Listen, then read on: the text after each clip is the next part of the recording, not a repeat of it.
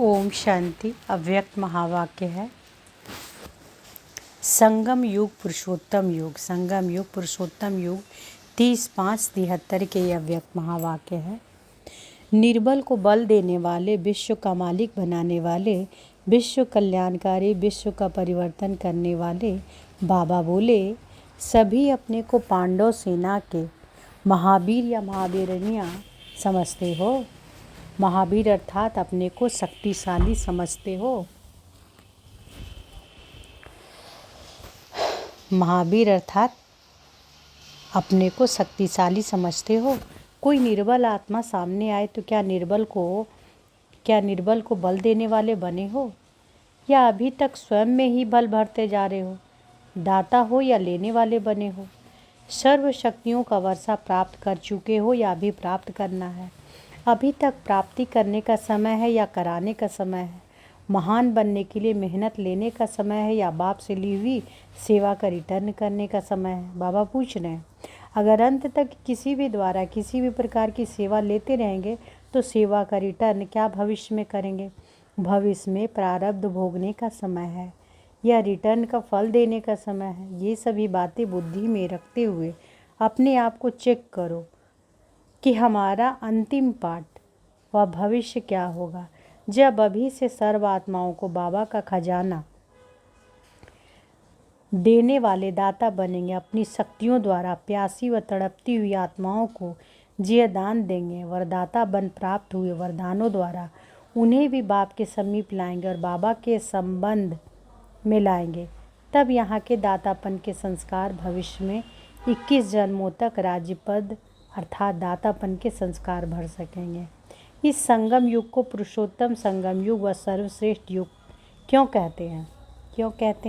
इस संगम युग को पुरुषोत्तम संगम युग व सर्वश्रेष्ठ युग क्यों कहते हैं? क्योंकि आत्मा के हर प्रकार के धर्म की, राज्य की, श्रेष्ठ संस्कारों की, श्रेष्ठ संबंधों की और श्रेष्ठ गुणों की सर्वश्रेष्ठता अभी रिकॉर्ड के समान भरता जाता है। 84 जन्मों की चढ़ती कला और उतरती कला, उन दोनों के संस्कार इस समय आत्मा से भरते हो। रिकॉर्ड भरने का समय अभी चल रहा है ना। तो बाबा क्या बता रहे हैं कि इस संगम युग को पुरुषोत्तम संगम युग व सर्वश्रेष्ठ युग क्यों कहते हैं? क्योंकि आत्मा के हर प्रकार के धर्म की, राज्य की, श्रेष्ठ संस्कारों की, श्रेष्ठ संबंधों की और श्रेष्ठ गुणों की सर्वश्रेष्ठता भी रिकॉर्ड के समान भरता जाता है। 84 जन्मों की चढ़ती कला और उतरती कला, उन दोनों के संस्कार इस समय आत्मा में भरते हो। रिकॉर्ड भरने का समय अभी चल रहा है। जब हद के रिकॉर्ड भरते हैं तो भी कितना अटेंशन रखते हैं ना। जब हद का रिकॉर्ड जब रिकॉर्डिंग करते हैं तो कितना अटेंशन रखते हैं।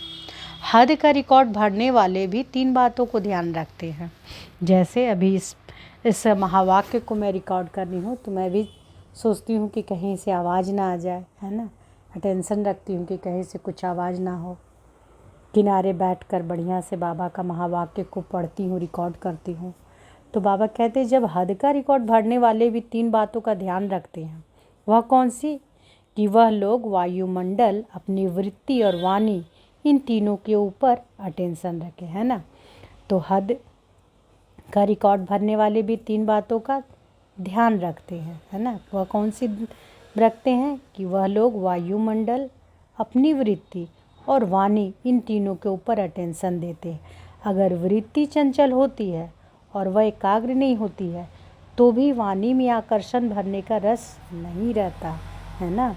तो बाबा क्या कह रहे हैं कि जब हद का भी रिकॉर्ड करते हैं तो 3 बातों का ध्यान रखते हैं। कौन कौन?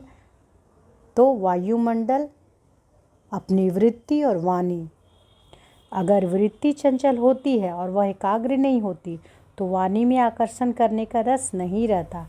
जिस प्रकार का गीत गाते हैं उसी रूप में स्थित होकर गाते हैं, है ना। अगर गीत गाते हैं तो उसी रूप में स्थित होकर गाते हैं ना।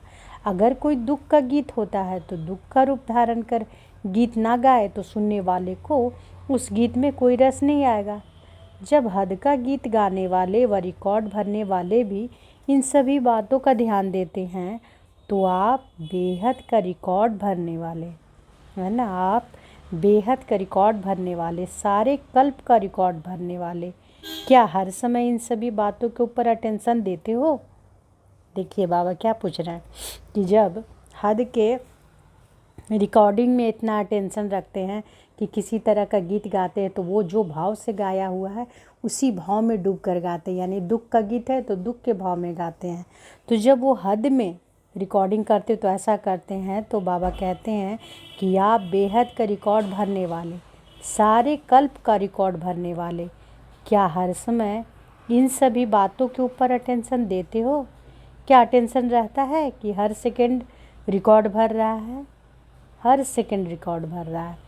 क्या इतना टेंशन रहता है? रिकॉर्ड भरते भरते अगर उल्लास के बजाय, रिकॉर्ड भरते भरते अगर उल्लास के बजाय आलस आ जाए तो रिकॉर्ड कैसे भरेगा? रिकॉर्ड भरने के समय क्या कोई आलस्य करता है? करता है कोई आलस्य? बताइए, नहीं ना करता है। कोई भी अगर रिकॉर्ड करता है तो आलस करता है। तो आप लोग भी जब रिकॉर्ड भर रहे हो तो भरते भरते आलस्य आता है या सदैव उल्लास में रहते हो? तो बाबा कहते हैं जब आप सब भी रिकॉर्ड भर रहे हो तो भरते भरते आलस्य आता है या सदैव उल्लास में रहते हो? पूछ रहे हैं बाबा। कभी अपने भरे हुए सारे दिन के रिकॉर्ड को साक्षी होकर देखते हो कि आज का रिकॉर्ड कैसे भरा है ना? तो बाबा कहते हैं कि कभी अपने भरे हुए सारे दिन के रिकॉर्ड को साक्षी होकर देखते हो कि आज का रिकॉर्ड कैसा भरा है ना? जैसे टेप में भी पहले भरकर फिर देखते हैं और सुनते हैं कि देखे कैसे भरा है, ठीक है या नहीं, वैसे ही क्या आप भी साक्षी होकर देखते हो? देखने से क्या लगता है? अपने आप को जचता है कि ठीक भरा है, या अपने आप को देखते हुए सोचते हो कि इससे अच्छा भरना चाहिए? रिजल्ट तो देखते हो ना। जो समझते हैं कि सदैव अपने आप को साक्षी होकर रोज चेक करते हैं कि कभी भी चेक करना मिस नहीं होता, वह हाथ उठाओ, है ना? जो कभी भी मिस नहीं करते हैं, चेक करते हैं खुद को, तो बाबा कहते हैं वह हाथ उठाओ। थोड़ों ने हाथ उठाया, अभी चेकर ही नहीं बने हो। जो चेकर ना बना वह मेकर क्या बनेंगे? बाबा कहते हैं जो चेकर ना बना है वह मेकर क्या बनेंगे? भूल जाते हो क्या? टाइम ऊपर नीचे हो जाए यह हो सकता है, लेकिन भूल जाए यह हो नहीं सकता। तो आत्मा की दिनचर्या जो अमृत वेले बनाते हो, फिक्स करते हो, वह चेक करना क्यों भूल जाते हो? या फिक्स करना ही नहीं आता? बाबा कहते यह फिक्स करना ही नहीं आता। आत्मा को दिनचर्या फिक्स करनी आती है। यह तो बहुत कॉमन बात है। इस कॉमन नियम पर भी अगर विस्मृत है तो क्या सिद्ध होता है कि आत्मा अभी तक भी निर्बल है ना? इस कॉमन नियम को बाबा कहते इस कॉमन नियम पर भी अगर विस्मृत है तो इससे क्या सिद्ध होता है कि आत्मा अभी तक भी निर्बल है। जो अपने आप को ईश्वरीय नियम, ईश्वरीय मर्यादाओं में नहीं चला सकते, वह क्या विश्व की मर्यादा पूर्वक लॉफुल राज्य को चला सकेंगे? बाबा पूछते हैं कि जो अपने आप को ईश्वरीय नियम, ईश्वरीय मर्यादाओं में नहीं चला सकते, वह क्या विश्व की मर्यादा पूर्वक लॉफुल राज्य को चला सकेंगे? जो संगम युगी राज्य पद के अधिकारी न बने हैं वह भविष्य राज्य पद कैसे पा सकते हैं? जो संगम युगी राज्य पद के अधिकारी ना बने हैं वह भविष्य राज्य पद कैसे पा सकते हैं? इस संगठन की टीचर्स कौन है? बाबा कहते हैं, तो बाबा कहते हैं कि इस संगठन की टीचर्स कौन है? इतनी कम रिजल्ट की जिम्मेवार कौन? क्या आए हुए टीचर स्वयं चेकर हैं? कोई हिम्मत से नहीं उठाती है। अगर अभी अभी विश्व युद्ध छिड़ जाए तो किसी ने कहा कि उसी समय खड़े हो जाएंगे। अगर समय पर खड़े हो जाएंगे तो इसको क्या कहा जाएगा? प्रकृति के आधार पर जो पुरुष चले तो उस पुरुष को क्या कहा जाता है? प्रकृति के आधार पर जो पुरुष चले तो उस पुरुष को क्या कहा जाता है? समय भी प्रकृति है ना, समय भी प्रकृति है ना। तो यदि पुरुष प्रकृति के आधार पर चलने वाला हो तो उसको क्या पास विद ऑनर कहा जाएगा? समय का धक्का लगने से जो चल पड़े उसको क्या कहा जाएगा? क्या यही सोचा है कि धक्के से चलने वाले बनेंगे? बाबा पूछते क्या यही सोचा है कि धक्के से चलने वाले बनेंगे? वर्तमान संगठन तो बहुत कमज़ोर है, मेजॉरिटी कमज़ोर है। अच्छा, फिर भी बीती सो बीती, लेकिन अभी से आप अपने आप को परिवर्तन कर लो। अभी फिर भी समय है, लेकिन बहुत थोड़ा है। अभी तो बाप दादा और सहयोगी श्रेष्ठ आत्माएं, आप पुरुषार्थी आत्माओं को 1000 गुना सहयोग देकर, सहारा देकर, स्नेह देकर और संबंध के रूप में बल देकर आगे बढ़ा सकते हैं, है ना। तो बाबा क्या कहते हैं? अच्छा, फिर भी बीती सो बीती, लेकिन अभी से आप अपने आप को परिवर्तन कर लो। अभी फिर भी समय है, लेकिन बहुत थोड़ा है ना। अभी तो बाप दादा और सहयोगी श्रेष्ठ आत्माएं, आप पुरुषार्थी आत्माओं को 1000 गुना सहयोग देकर, सहारा देकर, स्नेह देकर और संबंध के रूप में बल देकर आगे बढ़ा सकते हैं। लेकिन थोड़े समय के बाद यह बातें अर्थात लिफ्ट का मिलना भी बंद हो जाएगा। इसलिए अभी जो कुछ भी लेना चाहो वह ले सकते हैं। फिर बाद में बाप के रूप का स्नेह बदलकर सुप्रीम जस्टिस का रूप हो जाएगा, है ना। अभी बाप का रूप का स्नेह बदलकर क्या हो जाएगा? सुप्रीम जस्टिस का रूप हो जाएगा बाद में। जस्टिस के आगे कितना भी स्नेही संबंधी हो, लेकिन लॉ इज लॉ, है ना। जस्टिस के आगे कितना भी स्नेही संबंधी हो, लेकिन लॉ इज लॉ। अभी लॉ का समय है, फिर लॉ का समय होगा, फिर उस समय लिफ्ट नहीं मिल सकेगी। अभी है प्राप्ति का समय, और फिर थोड़े समय के बाद प्राप्ति का समय बदलकर पश्चाताप का समय आएगा। तो क्या उस समय जाएंगे? बाप दादा फिर भी सभी बच्चों को कहेंगे कि थोड़े समय में बहुत समय की प्रारब्ध बना लो। समय के इंतज़ार में अलबेले ना बनो। सदैव यह स्मृति में रखो कि हमारा हर कर्म 84 जन्मों की रिकॉर्ड भरने का आधार है। सदैव क्या स्मृति रखो? सदैव यह स्मृति रखो कि हमारा हर कर्म 84 जन्मों के रिकॉर्ड भरने का आधार है। अपनी वृत्ति, अपने वायुमंडल और अपनी वाणी को यथार्थ रूप से सेट करो। अपनी वृत्ति, अपने वायुमंडल और अपनी वाणी को यथार्थ रूप से सेट करो। जैसे वह लोग भी वातावरण को बनाते हैं, ऐसे आप लोग भी अपने वातावरण को अपनी अंतर्मुखता की शक्ति से श्रेष्ठ बनाओ। वृत्ति से श्रेष्ठ और वाणी को भी राजयुक्त और युक्तियुक्त बनाओ, तभी यह रिजल्ट बदल सकेगी। बदलता तो है ना? क्या ऐसे ही मंजूर है? चैलेंज तो बहुत बड़ी करते हैं कि हम 5 तत्वों को भी बदलेंगे, तो बिना चेकर के मेकर कैसे बनेंगे? बाबा कहते हैं कि बहुत चैलेंज करते हैं कि हम 5 तत्वों को ही बदलेंगे, तो जब बिना चेकर के मेकर कैसे बनेंगे? अभी से कंप्लीट हो जानी चाहिए। जो समझते हैं कि अभी से यह कमजोरी छूट फिर अंत तक कभी भी यह नहीं रहेगी, वह हाथ उठाए।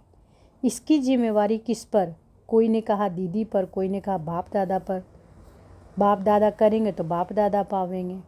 करने का समय बाप दादा और पाने के समय, बाबा कहते हैं करने के समय बाप दादा, पाने के समय भविष्य पद पाने का त्याग करो, तो फिर करने का भी त्याग करो। लेकिन वह कर नहीं सकते, क्योंकि मुक्ति धाम के हो ही नहीं। हर एक को अपनी जिम्मेवारी आप उठानी है ना। हर एक की जिम्मेवारी आप उठानी है। अगर यह सोचेंगे कि दीदी दादी व टीचर जिम्मेवार है, तो उससे सिद्ध होता है कि आपके भविष्य में उनकी प्रजा बनना है ना। क्या बाबा कह रहे हैं कि अगर यह सोचेंगे कि दीदी दादी व टीचर जिम्मेवार हैं, तो इससे सिद्ध होता है कि आपको भविष्य में उनकी प्रजा बनना है, राजा नहीं बनना है। यह भी अधीन रहने के संस्कार हुए ना। जो अधीन रहने वाला है वह अधिकारी नहीं बन सकता।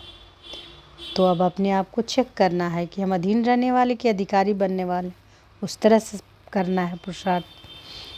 विश्व का राज्य भाग नहीं ले पाता, इसलिए स्वयं को जिम्मेवार, फिर सारे विश्व की जिम्मेवारी लेने वाला विश्व महाराजन बन सकते हैं। विश्व कल्याणकारी बाप की संतान होकर और अपना कल्याण नहीं कर सकते हो, क्या यह शोभता है?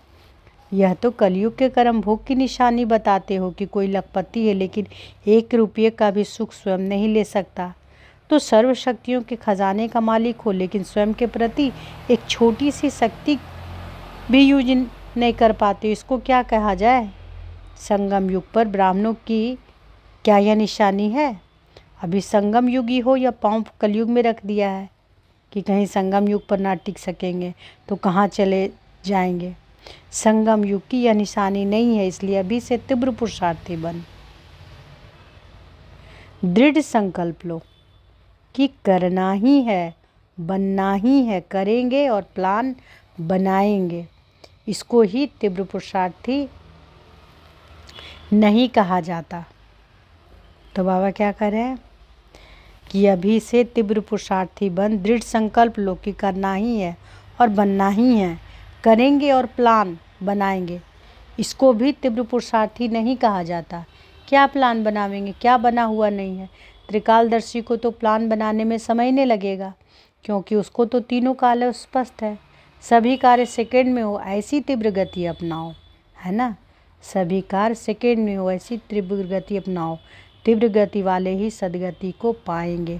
अच्छा, ऐसे उम्मीदवार बाप दादा के श्रेष्ठ संकल्प को साकार करने वाले, हर संकल्प कर्म और बोल को चेक करने वाले, हर सेकंड में हर संकल्प में स्वयं को कल्याण और विश्व का कल्याण करने वाले विश्व कल्याणकारी विश्व परिवर्तक आत्माओं को बाप दादा का याद प्यार और नमस्ते। तो इस वाणी का सार क्या है? पहला है कि अभी जो समय चल रहा है वो रिकॉर्ड भरने का है ना? रिकॉर्ड भरते समय विशेष 3 बातों पर अटेंशन दिया जाता है: वातावरण, वृत्ति और वाणी। जब हद का रिकॉर्ड भरने वाला भी इतना अटेंशन रखते हैं तो हमको भी बहुत ध्यान रखना चाहिए। वातावरण को अपनी अंतर्मुखता की शक्ति से श्रेष्ठ बनाओ, वृत्ति को श्रेष्ठ, वाणी को भी राजयुक्त एवं युक्तियुक्त बनाओ। ऐसा करने से भी रिजल्ट बदल सकता है। स्वयं का स्वयं चेकर बनकर हर रोज़ ये चेक करो कि जो मेरे रिकॉर्ड भर गया वह ठीक है या नहीं, अपने आप को जचता है या नहीं, क्योंकि चेकर ही मेकर बन सकता है। यदि इस कॉमन नियम पर अभी तक भी विस्मृत है तो सिद्ध है कि आत्मा अभी तक निर्बल है। अच्छा, शुक्रिया बाबा, शुक्रिया। ओम शांति।